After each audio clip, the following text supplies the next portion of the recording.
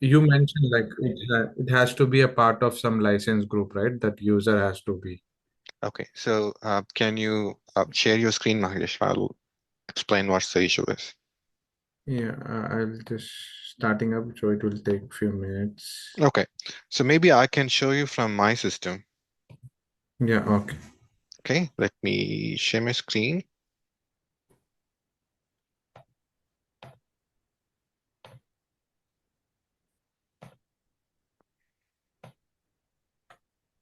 Let's assume we are going to create a new user.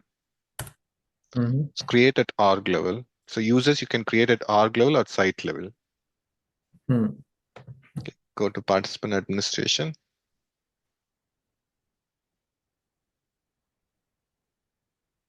Click new user.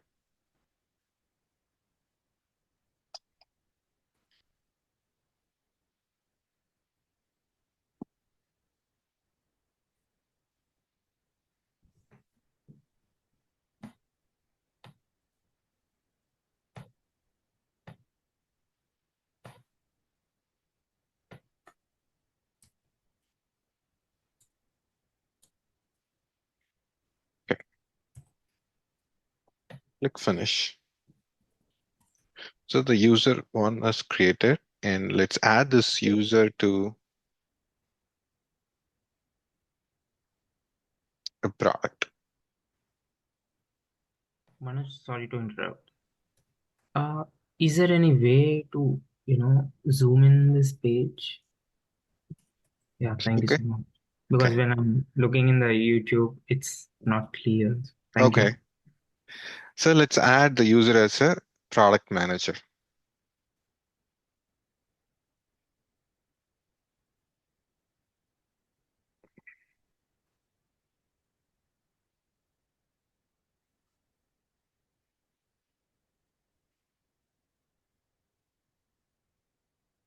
So now I added this user as a product manager, so he should have access to this product. Okay, now let's log in with this user.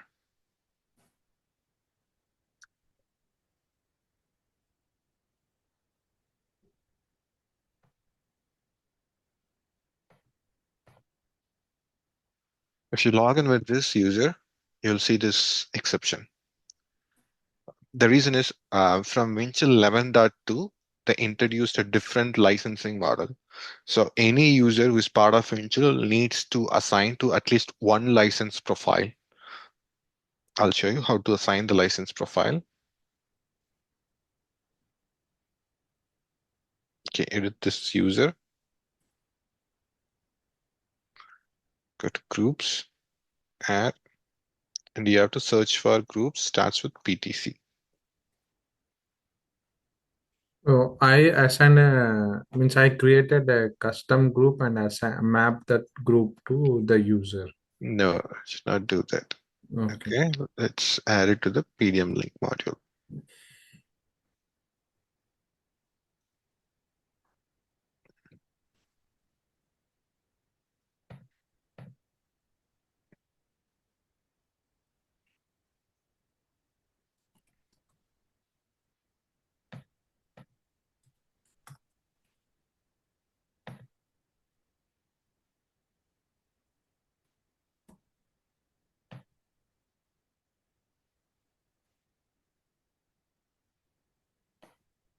Okay. Now, if we go back to that user login,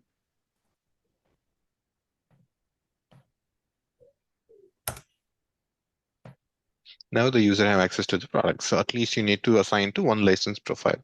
How to know what all the license you have? You need to log in as WC admin. Go to site utilities. License management.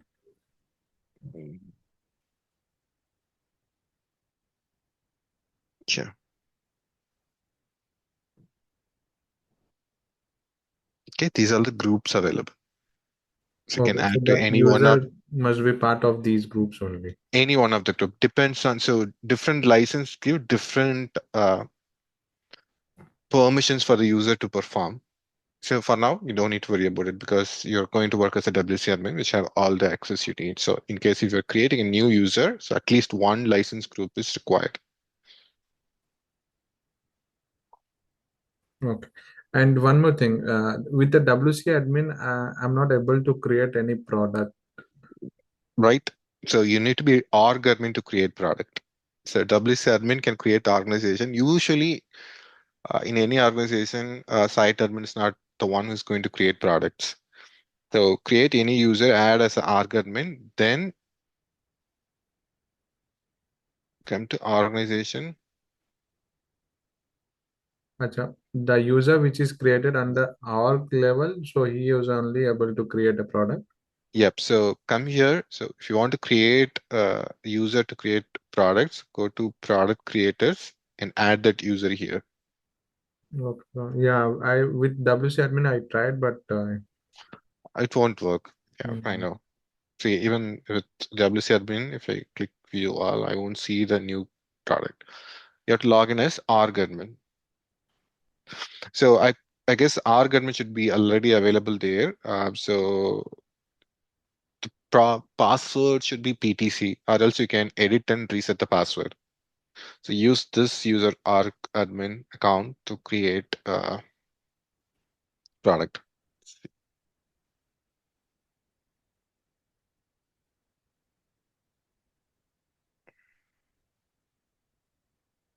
so the org admin only have access, or the user whoever created under org organize No, it should be level. organization administrator. Oh, organization. So, I mean, if he's part of the creator group, you should have access. Okay. Okay, the username is argadmin and the password is also argadmin. So So, in the real time, we'll have which user access do we have, org or the site admin? so you're going to be a developer, so you'll have site admin. If the Winchell is hosted in PTC Cloud, then you'll have argadmin access. Okay. And this start stop also we won't do, right? So admin will take care of that. No, you have to do it. So you are going to do development. So development requires frequent restart. You'll have your own development or a shared development environment where you're going to perform the actual development. So the Winchell stop and start is going to be your daily activity. You're going to do it multiple times a day. Okay. Only for the production we don't have access. It depends on where the Winchell server is hosted. Okay. And one more question, bro. So how to check how many users we have available in Windchill? Because I've seen only how to create, but list of users, I couldn't find that option. To list the users, so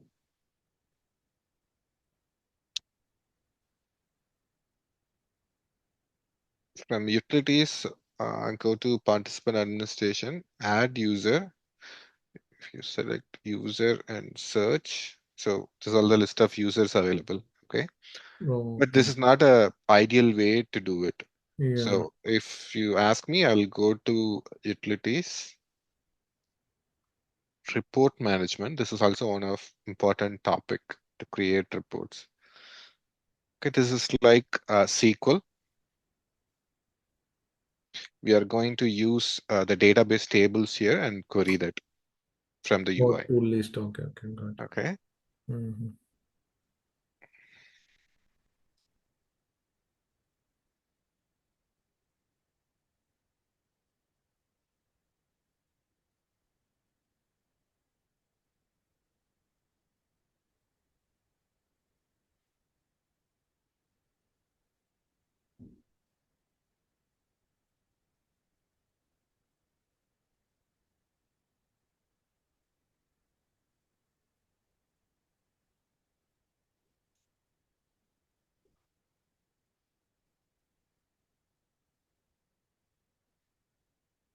It's going to give the same details, but you can add any attributes you want.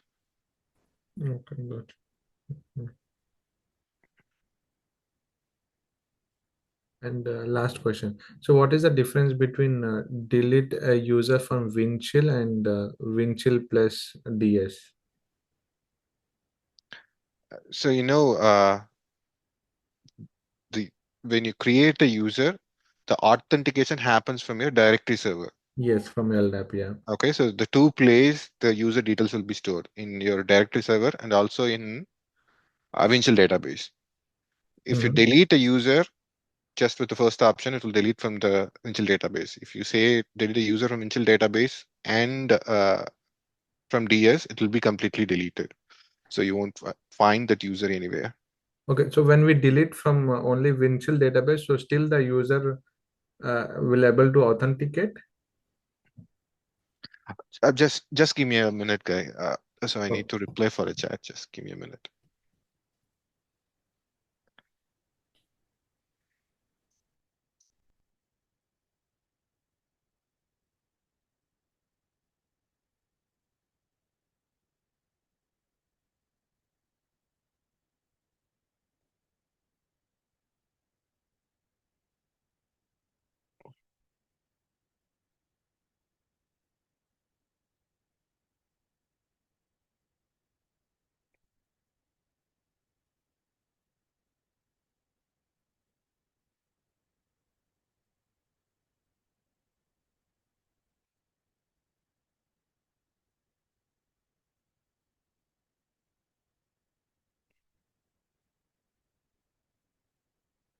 Okay.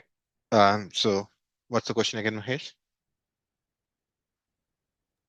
no, if we delete a user from the Windchill database, but still the user will be available means to get authenticate or? Yes, you can log in. The moment he log in, it will again create the user in Windchill database. So the authentication happens from Windchill DS. Okay.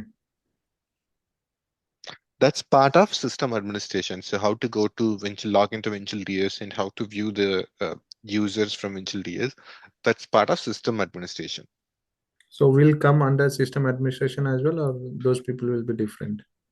Uh, Mostly not, but rare case you need to know that. Okay.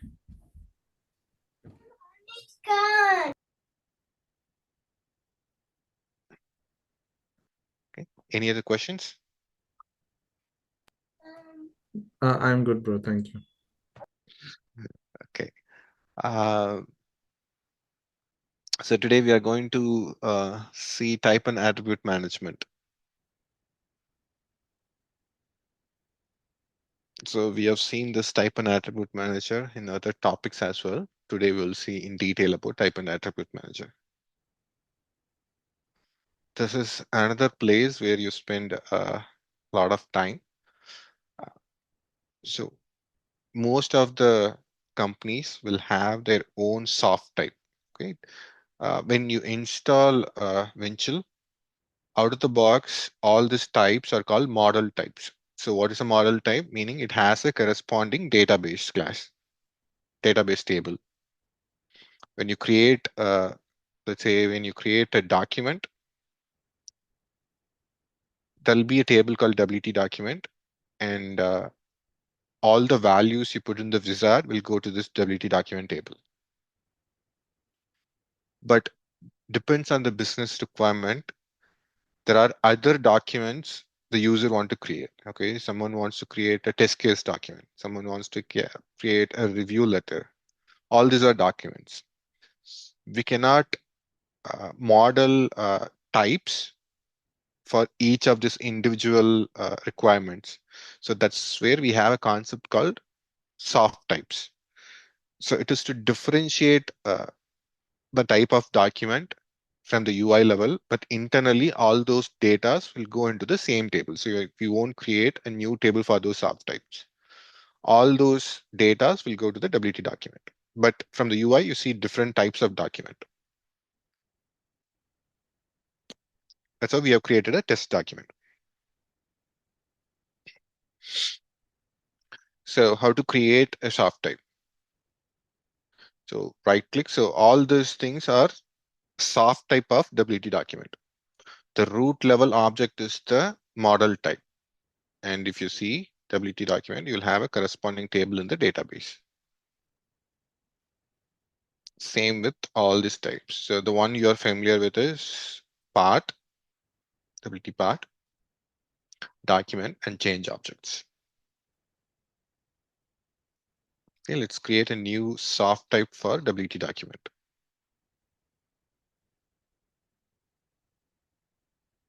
So internal name should be unique. Usually it will start with ext, that in most cases your company name. I put D here and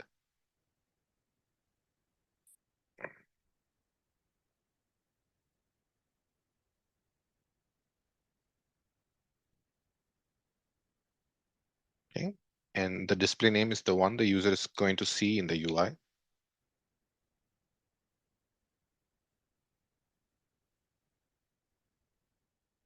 You can also give a custom icons. So all these icons are available. So let's say you want a new icon for your soft type. So where to put that icon?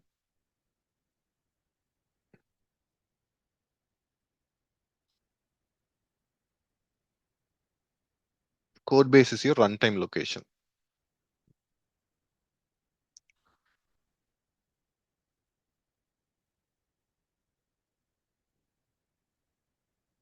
And from code base, you have net markets, images, doc_document. This is the icon that you're going to see in the information page. So if you want to use a new icon, put it here in the right format. It should be GIF file with the right size and give the reference here. Okay. And the next option is instantiable. So this will say whether you can create an instance of this document from the UI. So we say no if you want to categorize a document subtype. Let's say I want to create my subtypes, all my subtype document under one common category. So what I will do is first I'll create a new subtype called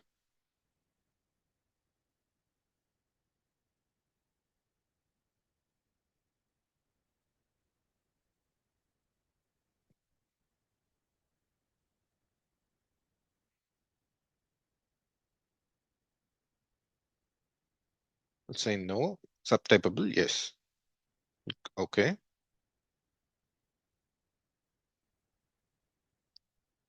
Now from the UI, you won't see that new type because we say instantiable as no.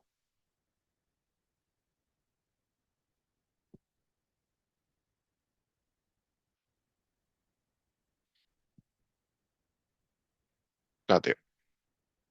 So now after creating this, I'll create now the required subtypes under the dear document. So now I know all my subtypes are under this dear document.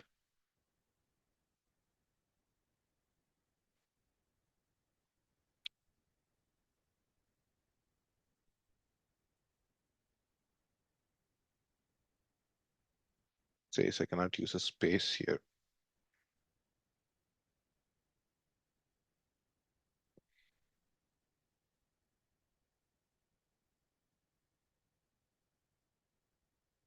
Instantiable as yes, and if I say subtypable as no, I cannot create a subtype of this review letter. See, I cannot create a subtype of this review letter.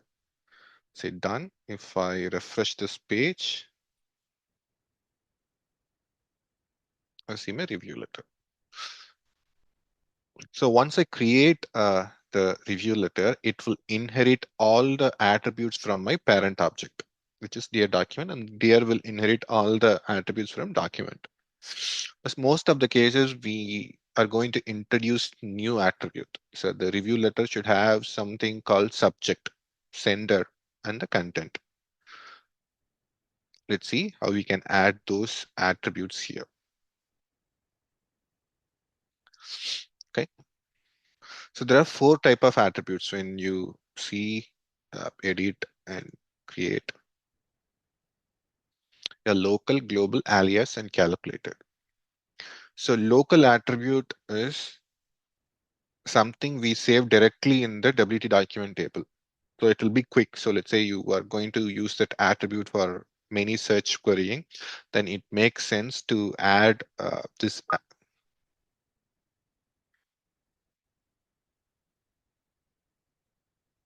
On.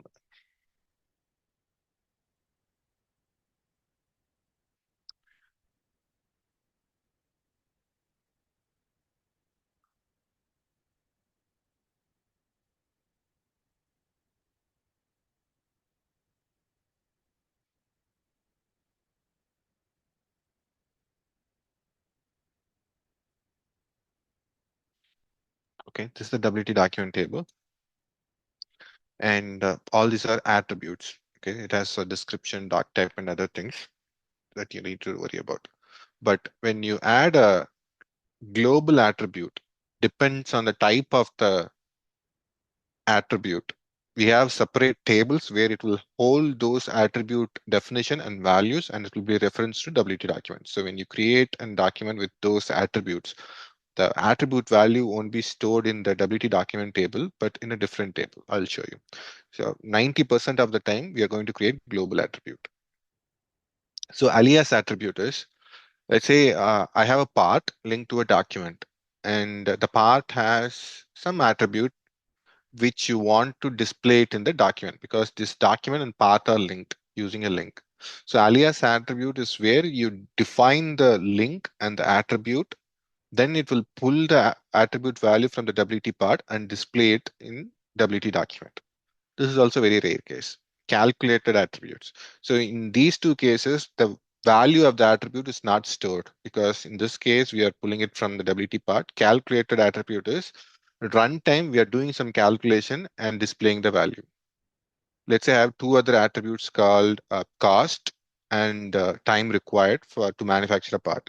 Now I want to calculate the total cost in an attribute value. So I define the total cost and get the two attribute and multiply it and display it here.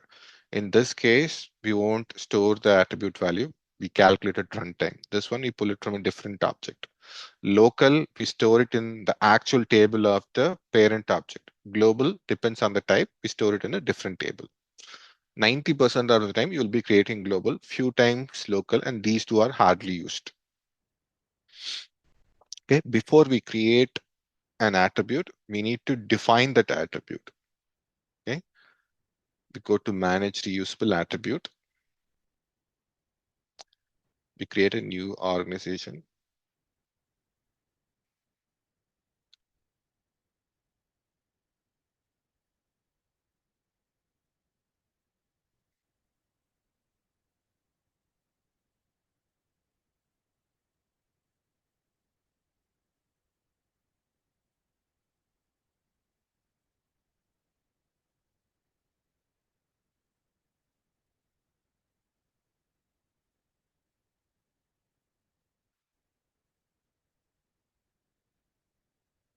Now we have the attribute organizer under which we can create attributes, new reusable attributes.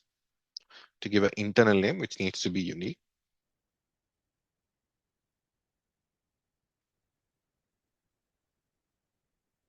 Subject for our review letter.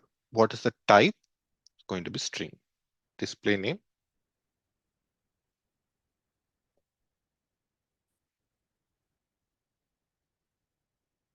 And internal name should always be same as the logical identifier. Okay. Click OK.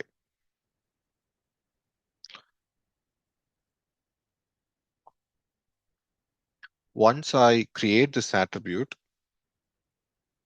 just come and see in the different table.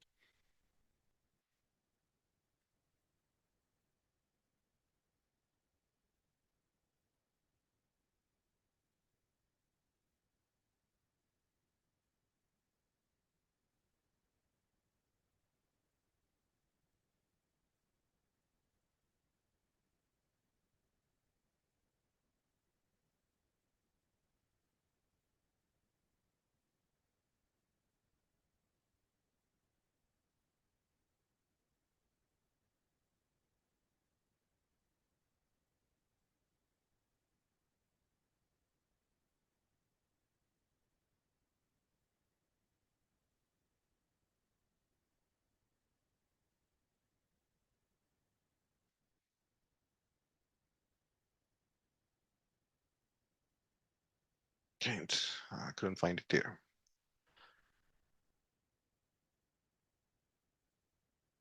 Oh, edit this type. Click new attribute. Click global. Give the internal name.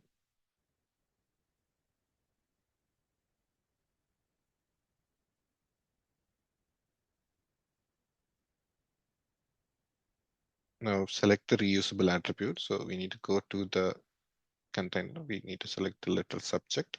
Click next. What's the display name?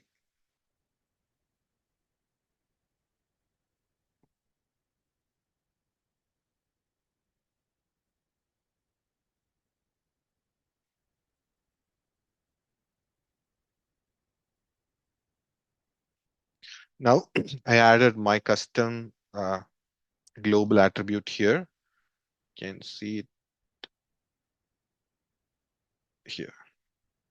Okay. It refers to the IBA, the global attribute we created, the same name and the internal name.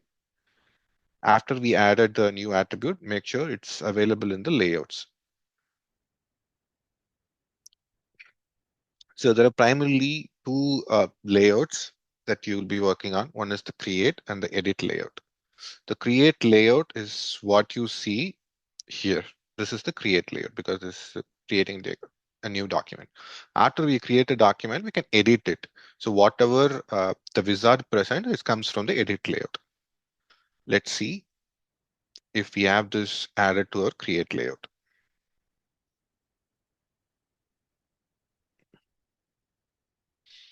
Okay. Now if you see, our letter subject is added under business group. And if you see this little icon, it means the attribute is inherited. We cannot change it. So if we want to put this attribute up here, move it here, it will be available here. I can put it here, but let's put it in the business attribute. So these are all called attribute groups. I'll show you in the UI what's the attribute group.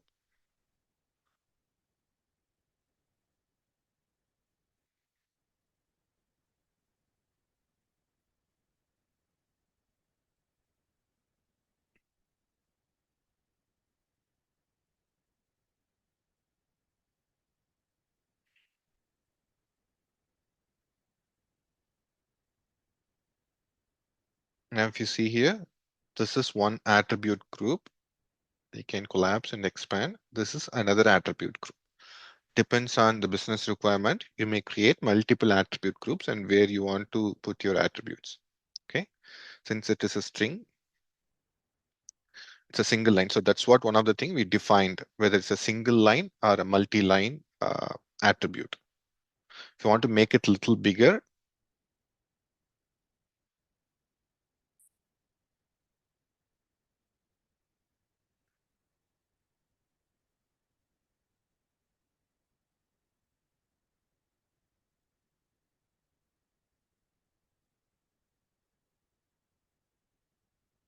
make it multi-line.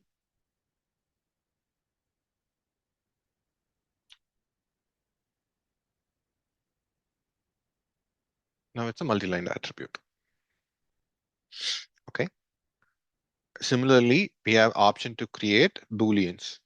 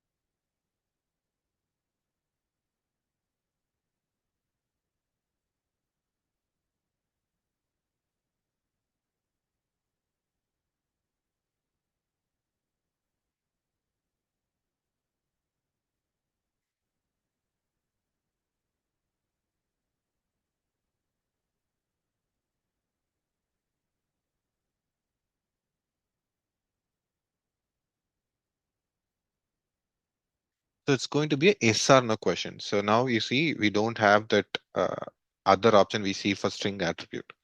So yes or no, either it's going to be a drop down, a combo box, or a radio button. So which option you want? You want a drop down or radio button? Let's say I want drop down.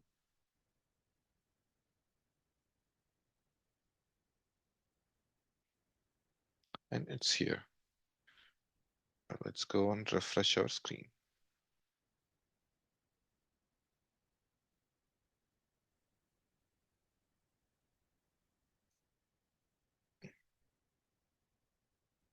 Now we can select yes or no.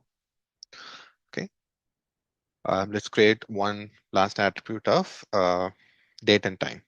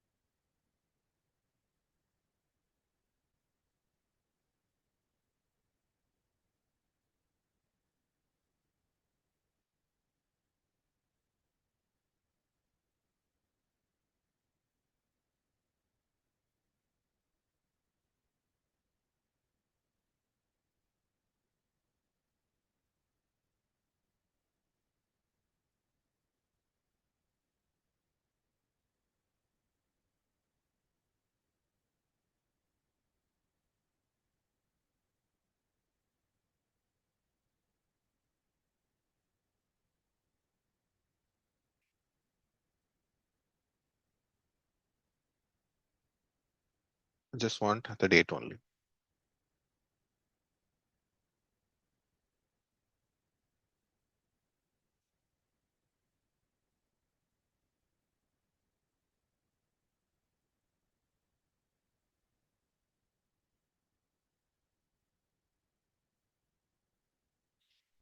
And now I can select it. If you see, these are all non-mandatory attributes. How we want to make this a mandatory one?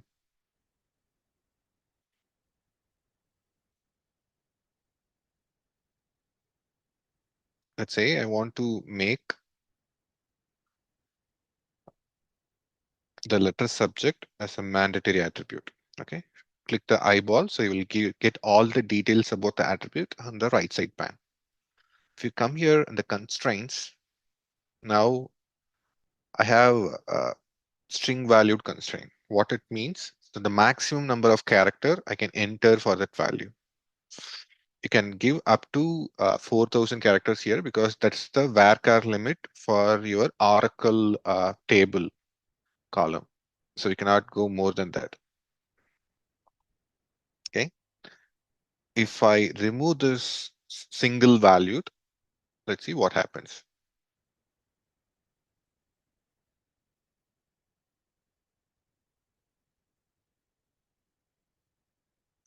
See, as now I see a plus button. So I can give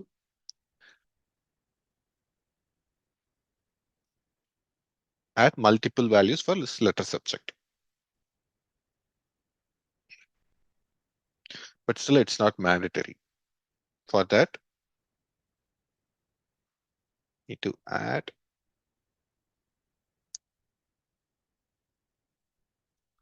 and select required constraints.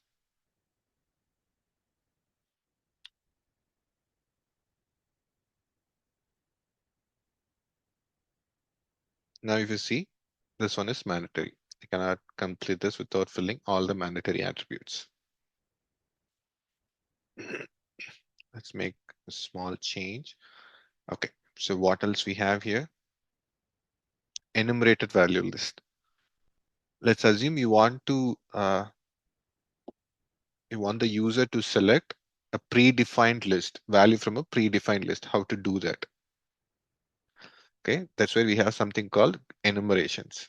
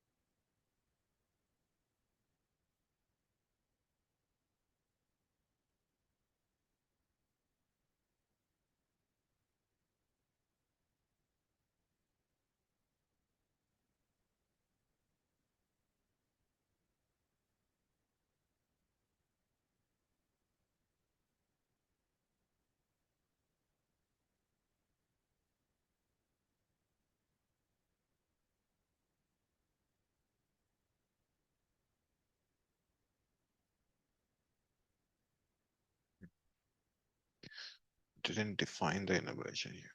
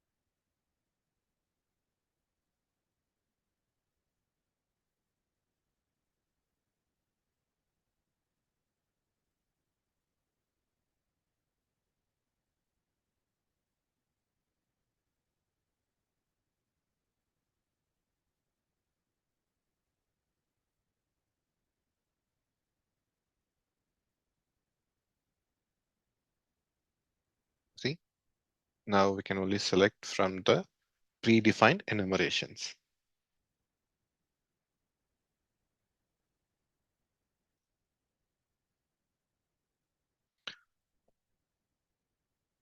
This is similar to enumeration. Let's remove enumeration. See what is a legal value list. Instead of defining as an enumeration, I can give. So enumeration is localizable, meaning the display value is control depends on your browser locale. So instead, for example, if the user logs in from Germany, you can have a German locale which displays all those values in German.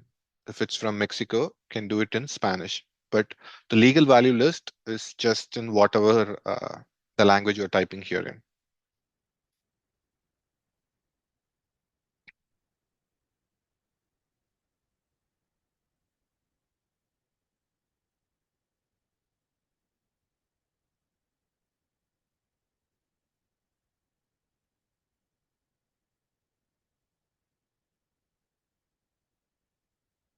Okay.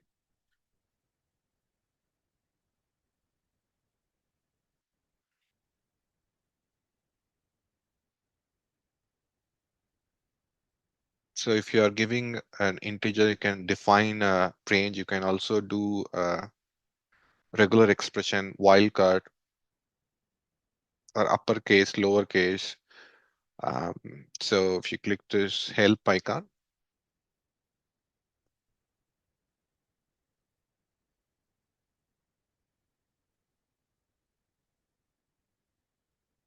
you'll know the details about those constraints. Okay.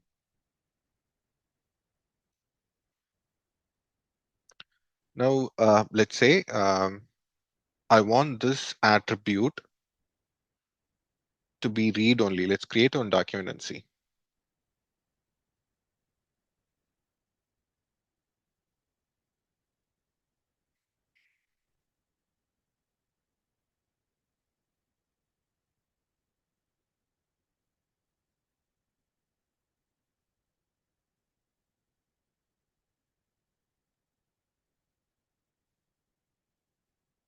Okay, we have this document. You can also do check out and edit. This is your edit layout. In edit layout, I don't want this attribute and I want this attribute to be read only. I just can change my time and the description. So how do I do it?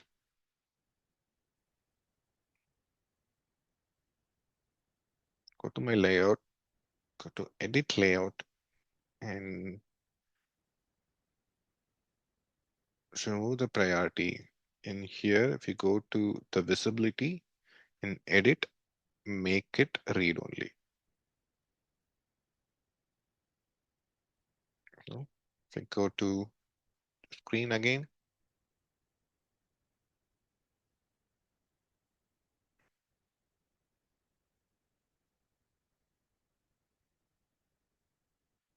You see, my letter subject is read only, and I don't see the priority. I can just change the time.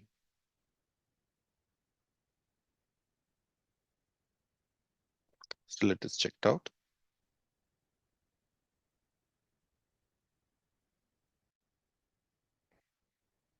To define it here. I say I want to add some customization on how this attribute is rendered. Okay, that's where you have data utility. So we will see that in our customization class. But if you go and right click, you have another bunch of option displayed here.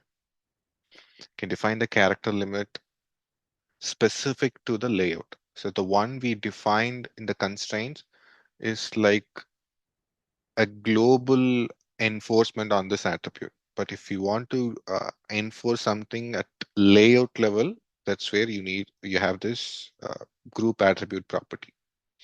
All the way down, you can specify a data utility ID. I'll tell you how to configure data utility and change this. Let's say in edit, I want to change the label. Okay, let's say this is letter subject.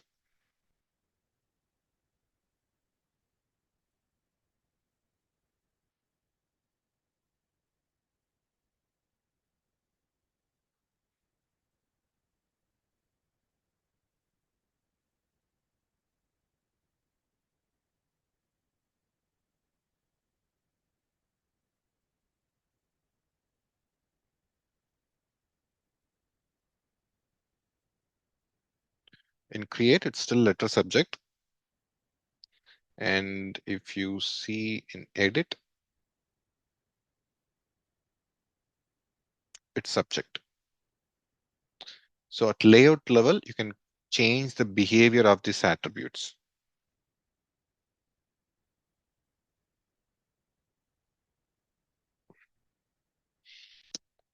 And there is one other important thing called cascading attribute. This is like, let's say you have two attributes, country and city.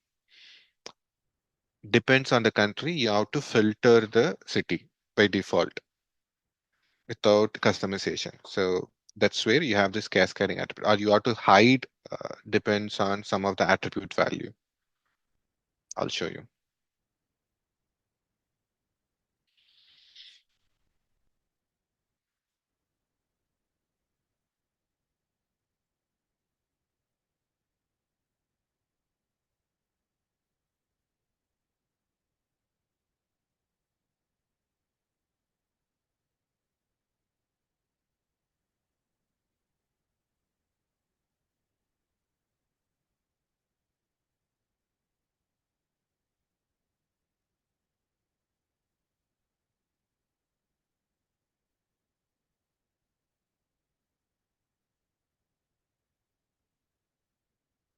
If its priority is set as yes, then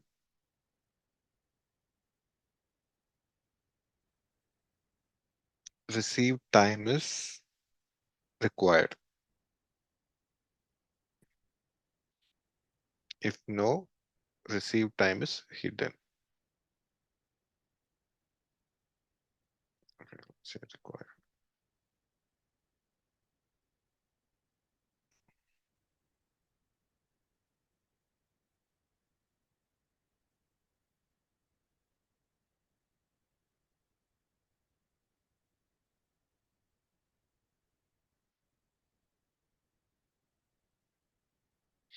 If it is no, it is hidden. If it is yes, it's required. You see our current behavior, it's not required and it's also not hidden. Let's refresh this one.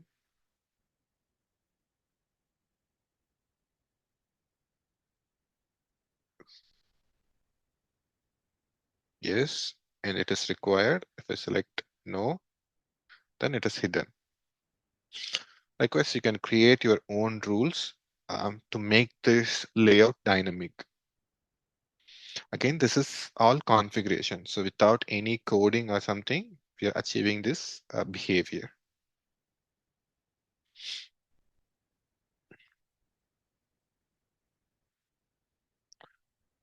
So any questions on this?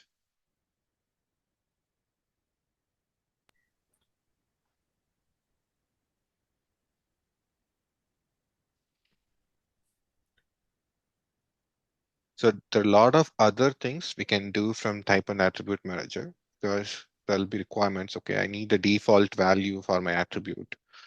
Um, I want my attribute to be multi-selected.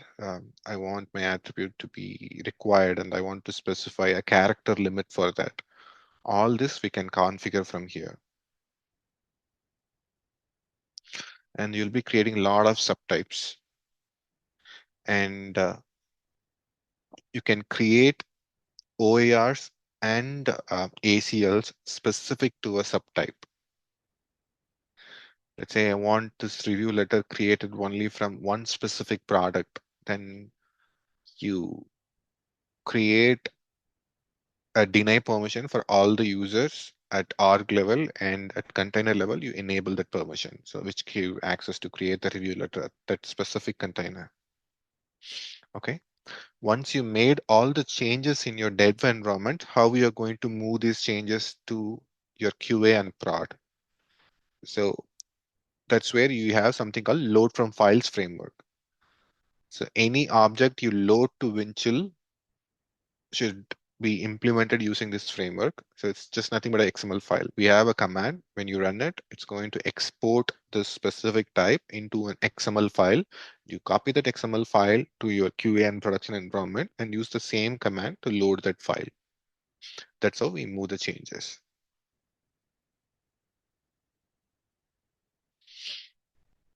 And all this IBAs, we call it as the one we created. Here it's a global attribute, but we usually say that is IBA, instance-based attribute.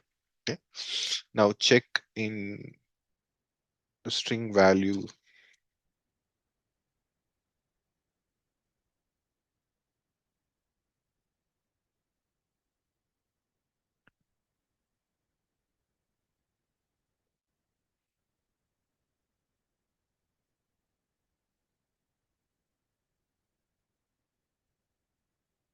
So we created one document, but we have 3 iteration of it. Why? Because we iterated the document. So this one holds the IBA value, the test one. Okay.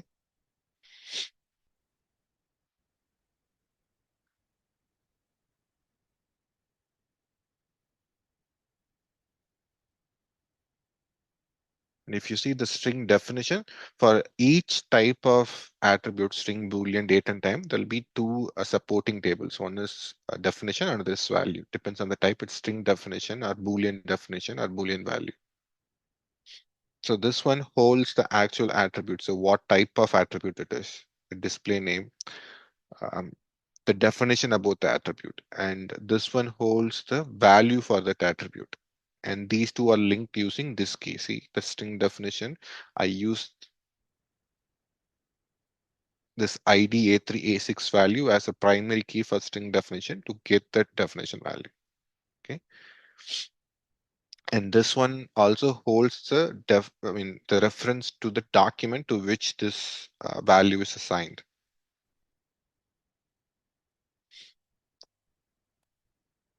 And similarly, you'll have Boolean.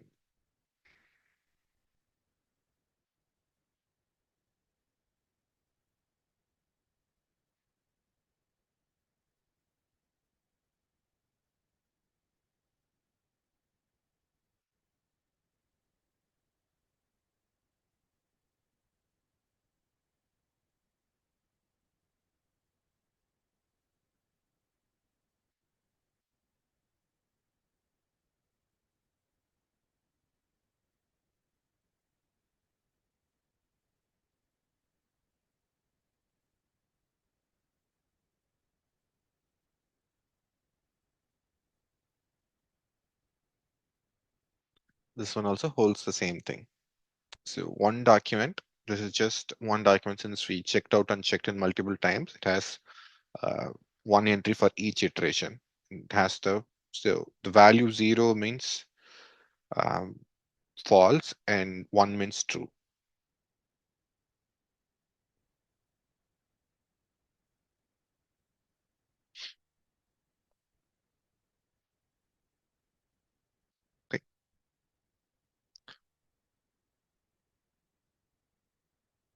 So when they give a business requirement, they give the soft type name and the required attributes and the business logic about the attributes.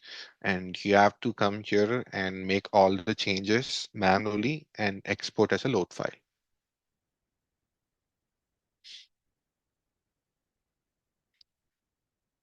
So these are all out of the box attribute, meaning so this will have these are modeled attributes. It will have a corresponding column in the WT document table. To see, let's take the modified by and see what is the column name in the database.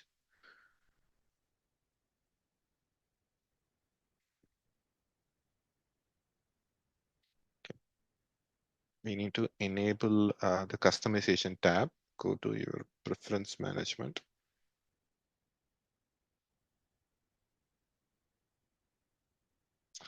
The client customization, set it to yes. Okay, now refresh. You will see a new first level navigation icon. Customization, go to tools, modeled object.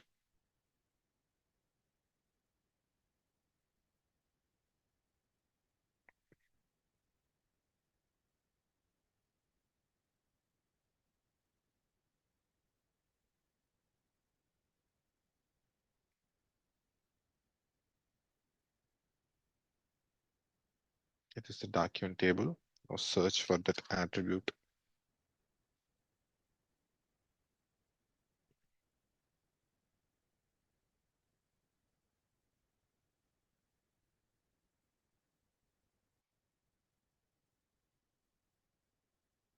Say,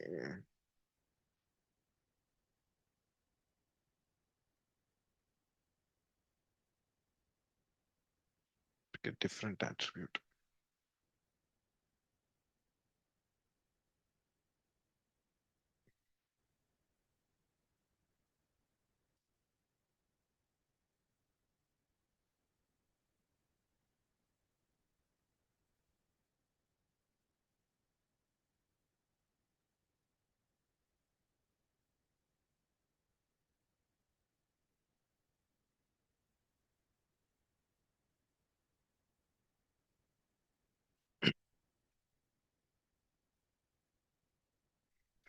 Okay, so this is the column name in the database, and this is the internal name which refers to attribute. Go to the ownership.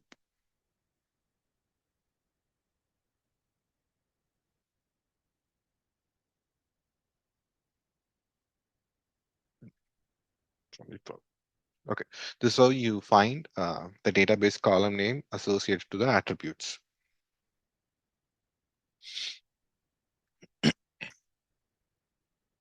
So once you have your system ready, because I can't give you exercise without you have your system set up. Because all this business administration is completed with you finishing those exercises. Let me stop sharing. So just set up your system as quickly as possible so you can try all these exercises from our business administration, have some hands-on. That's how you'll have that muscle memory. So, or else it'll be easy to forget because a lot of things we are talking about here. So unless you have hands-on, you will easily forget these. Okay. So we have a couple more classes for our business administration. With that, we will complete our business administration. Probably starting next week, we will start our customization class. So for that, you need your system set up. Okay. Yeah, bro. Okay, Manoj. Okay, then. See you all in our next class. Bye. Yeah, thank you. Bye. Bye, Manoj. Thank you.